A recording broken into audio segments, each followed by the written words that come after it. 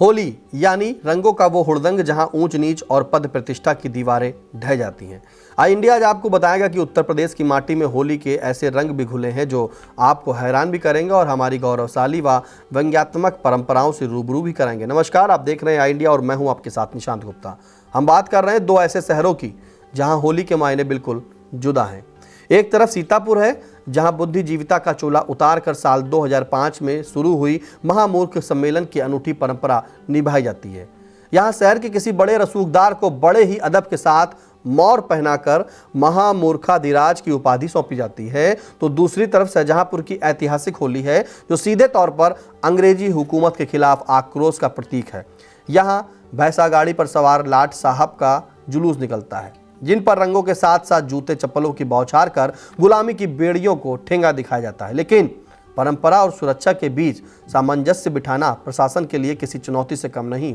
लाट साहब के इसी संवेदनशील जुलूस को शांतिपूर्ण ढंग से संपन्न कराने के लिए बरेली मंडल के मंडलायुक्त भूपेंद्र एस चौधरी ने खुद कमान संभाल ली है। उन्होंने सुरक्षा व्यवस्थाओं का स्थलीय निरीक्षण किया और अधिकारियों को स्पष्ट निर्देश दिए हैं कि सुरक्षा में रत्ती भर भी चूक बर्दाश्त नहीं की जाएगी।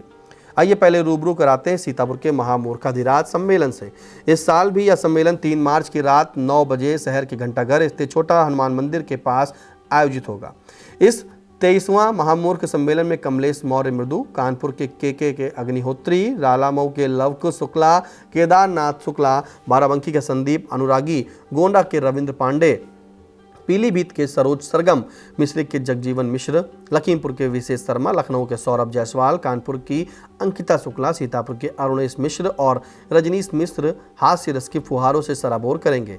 इसी मंच पर जिले के एक विशिष्ट जन को महामूर्खाधिराज की उपाधि से अलंकृत किया जाएगा।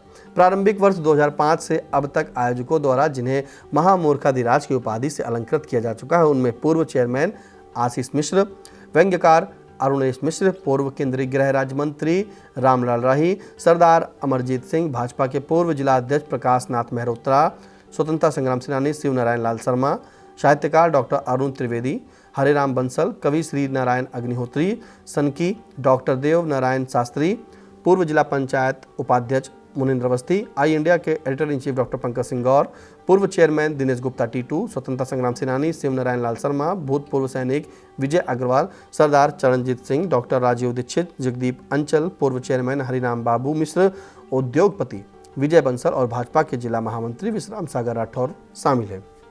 इस साल महामूर्खाधिराज का ताज किसके सर सजेगा ये तो 3 मार्च की रात में ही पता चल सकेगा। फिलहाल आयोजकों ने पूरी तैयारी कर ली है। चलिए अब हम आपको रूबरू कराते हैं शाहजहांपुर में होली पर्व पर आयोजित होने वाले लाट साहब कार्यक्रम से।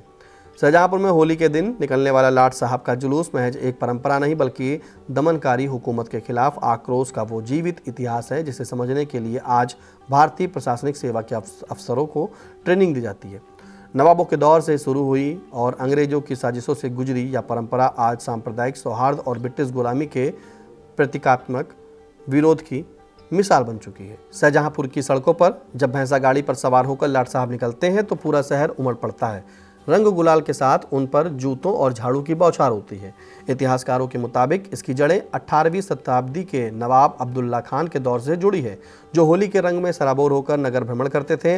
वक्त बदला और अंग्रेजों ने इस परंपरा को हिंदू मुस्लिम एकता तोड़ने का हथियार बनाना चाहा। नवाबों के खिलाफ जनता के आक्रोश को हवा दी गई, लेकिन आज़ादी के बाद साल 1988 में तत्कालीन डीएम कपिल देव की एक पहल ने इस जुलूस का मकसद ही बदल दिया। नवाब साहब के जुलूस का नाम बदलकर लाट साहब कर दिया गया ताकि यह ब्रिटिश दमन के खिलाफ एक प्रतीकात्मक विरोध बन सके।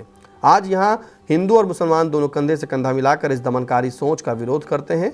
इस जुलूस की संवेदनशीलता और इसका प्रबंधन इतना जटिल है कि इसे भारतीय सिविल सेवा के प्रशिक्षण पाठ्यक्रम का हिस्सा बनाया गया है। नए अधिकारियों को सिखाया जाता है कि कैसे भारी भीड़ और तनाव के बीच इस आयोजन को सुरक्षित संपन्न कराया जाए। जुलूस जब कोतवाली पहुँचता है तो एक दिलचस्प नज़ारा दिखता है। यहाँ का कोतवाल लाट साहब को सलामी देता है और अपराधों के रिकॉर्ड छुपाने के बदले उन्हें नेघ यानी उपहार देकर विदा करते हैं। हालांकि इस परंपरा को बंद करने के लिए साल 1999 में कांग्रेस नेता रामनाथ बघेल ने हाईकोर्ट में जनहित याचिका भी दायर की गई थी, लेकिन अदालत ने इसे एक अटूट परंपरा मानते हुए हस्तक्षेप से इनकार कर दिया। इस बार भी मंडलायुक्त भूपेंद्र एस चौधरी ने स्थलीय निरीक्षण कर सुरक्षा व्यवस्थाओं का जायजा लिया। रिजर्व पुलिस लाइन सभागार में बैठक कर स्वास्थ्य, विद्युत, अग्निशमन विभाग सहित अन्य संबंधित अधिकारियों को जरूरी दिशा निर्देश दिए। फिलहाल इन दोनों परंपराओं पर आप क्या कहेंगे, कमेंट बॉक्स में जाकर जरूर बताएं।